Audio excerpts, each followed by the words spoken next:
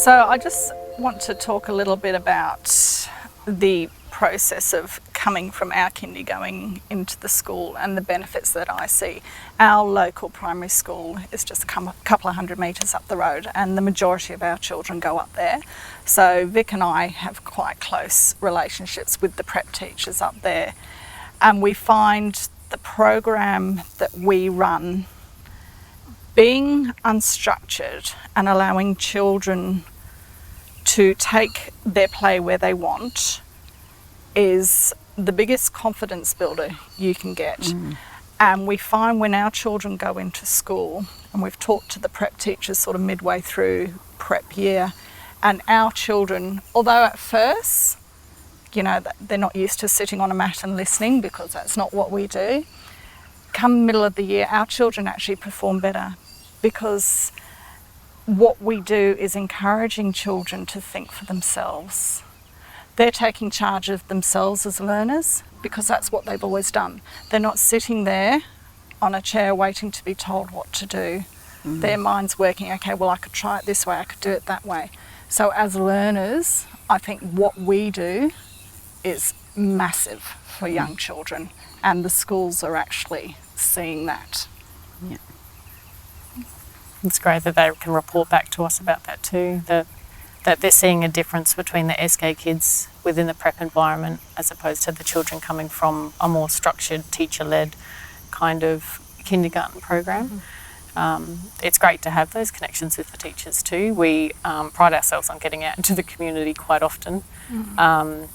We go see the ladies that work in the pharmacy, or we walk down to the fire station there and have a chat down there.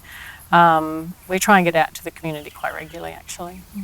Yeah. I think we have really well-grounded, confident children, and that really is our aim. It is. At the end of kindy, we want these children socially and emotionally ready, because that's where they should be, and we just want them ready and enthusiastic to go in. And yeah, we've got confident learners, and that, as I said, that's putting it onto the children. They're taking charge of their learning.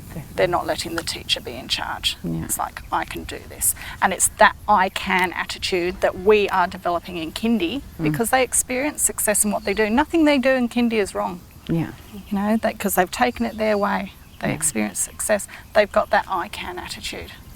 And I think that is very important going into school. And I think because they have developed that love for learning early on, they're able to bring that into the classroom when they transition to formal schooling, which is so important, that they have a genuine love for exploring. And And then just another little example, you have a child that's playing at the water trough, and they don't know it, but they're filling up containers, and they're working with volumes, and they're using mathematical language, but it's their play, they don't realise. But then they go into school and the teacher does, right, we're going to do this today.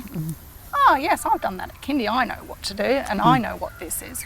So it all comes back in, although we don't have structured learning, they're learning because they're enjoying it. And then later on they can make those links, once their brain is ready to make those links in the formal schooling.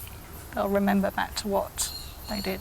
Setting strong foundations. That's what we're about.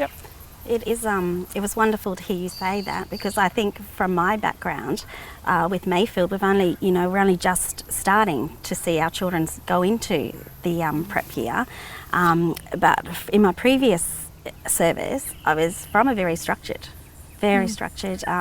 centre. So my children were probably the ones who could sit on that mat for 20 minutes, the ones who could write their names, ones who could.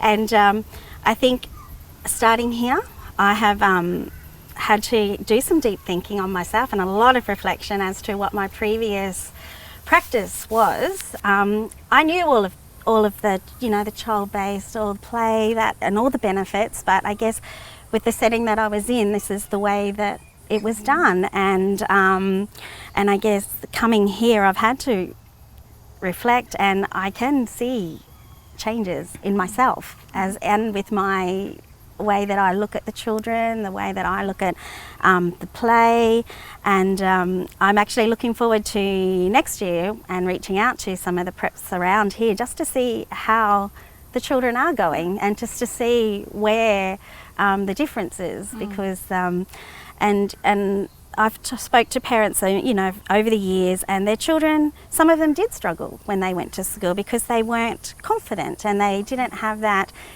you know, that ability to, that resilience, because we had that hat on that children must know how to spell their name, how to write their name, how to count to 10, know their 10 colours, that sort of thing. Whereas here, the children know that, but they love it. You know, they want to do it. They weren't, they're ready. You know, they're ready to move on. So I'm actually, I'm looking forward to seeing how our preppies go next year, as to how that structured play versus, you know, what we're offering us out here at Mayfield and with Eskay Kids. But that's where the whole brain science comes into it. Definitely. Because they're not ready. That's why the Scandinavian countries, their students constantly come out top. And I would maths and continually English. question myself when in my previous service, am I doing the best thing for my, but I guess the service though is that's the parents' expectations too. This is what the parents wanted, they wanted. So I've changed my looking deep into myself as to my teaching philosophy and what I can offer here now and with the children. I had a similar journey 8 years ago. And I think over time, like, I developed an understanding and an appreciation for this philosophy. But then it was educating the parents as well that social and emotional skills are actually far more important than being just the able to- academic side of things. And also educating parents that, you know, children don't need to learn to read and write before they go to school. That's they what don't school's have for. to. That's what school's That's what school's for. And We're for play, you know. Children don't need to do that. And if you look at all the research, by the time a child hits 8 years of age, when that frontal cortex is fully developed and they're ready for that formal learning, every child's on an even keel. Whether one child could count to 20 when they were 3, and you know, a child entering prep can't count to 20. By the time they're age 8 and their brains are mature, they're all on an even keel. So there's absolutely no research to show that pushing children under the age of 7 to do all this stuff benefits them in any way. And when I've spoken to teachers say we have to teach them to write the alphabet. We have, like, that's their role. Their curriculum is they need to count to 1 to 30, and that's part of the prep and the beyond program. And they said, but what takes a lot of our time up in prep is teaching kids how to be socially how to behave socially, how to get their emotions in check, how to work out how to use a pencil and to get those fine motor skills going, how to get their left and right brain going. And they say, and that is more important. They're going to learn the reading and writing. Why? They'll be then bored in school, and that is then going to wreck their confidence later on when they're sitting in the classroom bored, getting into trouble for fidgeting. Whereas if we can teach them the actual foundation framework, that is where the kids can learn to grow, and they're going to learn that, and they'll want to learn that. So let's make it exciting for them. Talking to the parents every year as their child starts prep, because I'm a local with the school, so I see a lot of the parents. How's such and such going? Oh, they're loving it. They're just 40. They're so excited, and they're coming home and they've learnt this.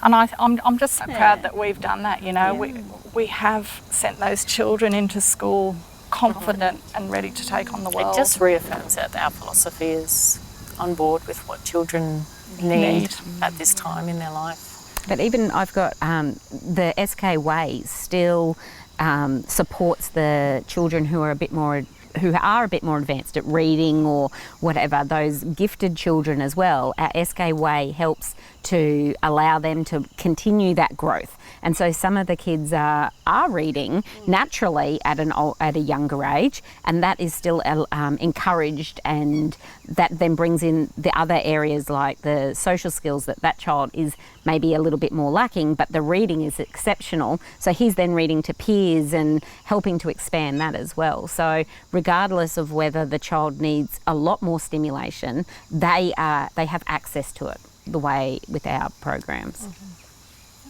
Yeah, multi-age programs are just absolutely what the children need. The older ones are learning from the younger ones are learning from the older ones. it just makes sense. Yeah.